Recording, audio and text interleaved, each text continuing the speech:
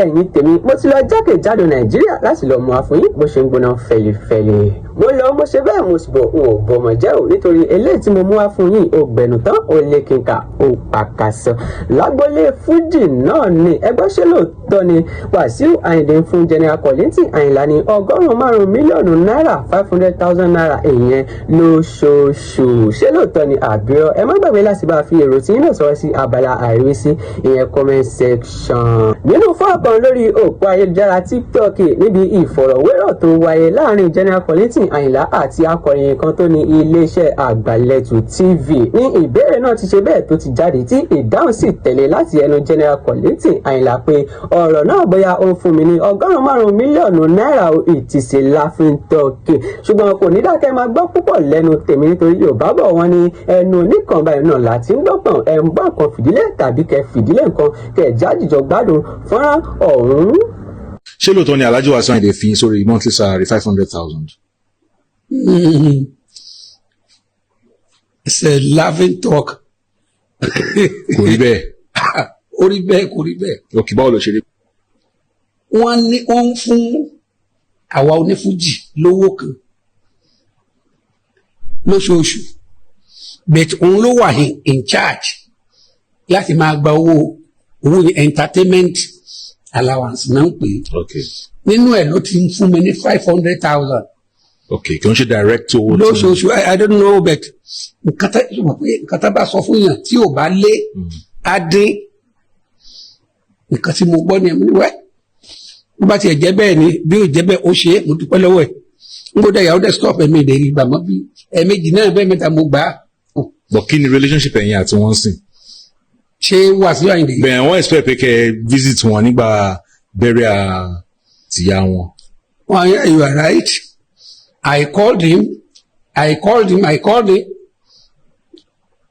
kò pé fóònù ẹ̀ kò pè mí padà kò ṣe kan mo tún rántí pé ńgbà tí ó di happy new year I called him again kò gbé call so what's wrong with this boy.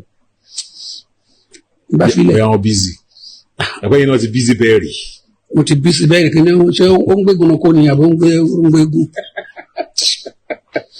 bó bá dẹ̀ ní torí pé òun jẹ kí ni ṣe ń pe olórí ọmọ ọba ó jẹ olórí ọmọ ọba yẹn fún agboolé wọn níjẹ̀bú kì í ṣe ní ọ̀dọ̀ tèmi olórí gbogbo onífújì.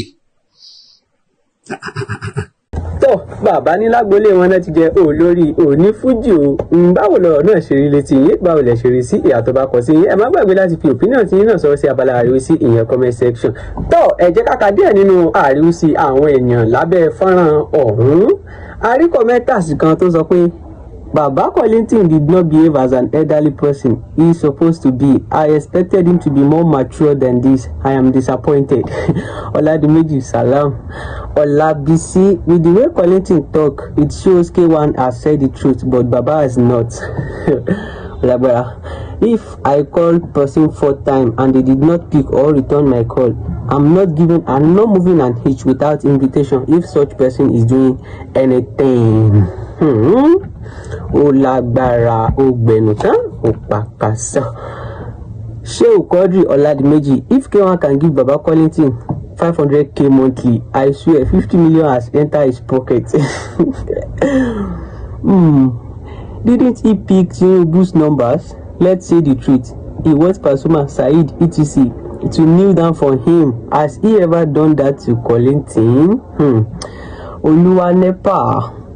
Why you can't go and visit him during his mother burial? Chief Ebenezer Obey, go there now. What is the meaning of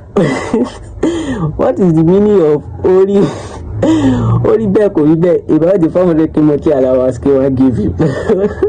Kazeem Sadiq, Olariwaju Adeleye Agbaya Nisa, Mr. Femi.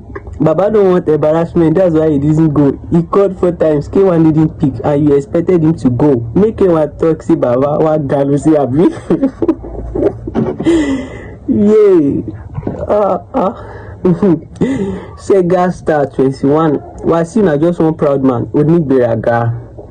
Ibrahim K1 no rate Kollington at all. If na government Dapo call am, if na governor Dapo call am, he no go pick or let's say even Wizkid. That's like a child to him. Na sharp he go call him back if he miss his call. Just like wow, Baba, you don't pass this one. Are you trying to be doing rival with K1 the way you did to SAB? Gbogbo ara mo fún mi ni. Ado Kenny, as a Yoruba man, you don't need to call, or you go there for sympathy of the lost. Call who? Olórí ọmọba tó ju ọba ìlú yín lọ. Leo, as by mate now, Ade Freaks, Chai, Wasiu is a very good man. 500k per month, which government they give una that one. Last but not the least, èyí tó gbẹ̀yìn níbi abala àríwísí ọ̀hún. This interviewer is biased. Is not diplomatic. He doesn't have to throw Kollington under the bus. Tó ẹ wò tá bá ní ká mọ̀ ká lọ lónìí ilé oṣù ṣùgbọ́n tó kí báyìí òun náà ni ọbẹ̀ oge ọ̀rọ̀ náà lè ṣe bẹ́ẹ̀ lẹ́tí gbọ́ ẹ̀. Ẹ má gbàgbé láti bá aláìkẹ́ bá ṣe ẹ̀kẹ́ sọ sáwọn olólùfẹ́ yín jákèjádò Nàìjíríà. Ìkànnì DIGINAIJA TV àwa ni tí ní tòótọ́. See you next time. A ó sì mọ bá yín pàdé lọ́jọ́ mi ọjọ́ ire. Ó dàbọ̀.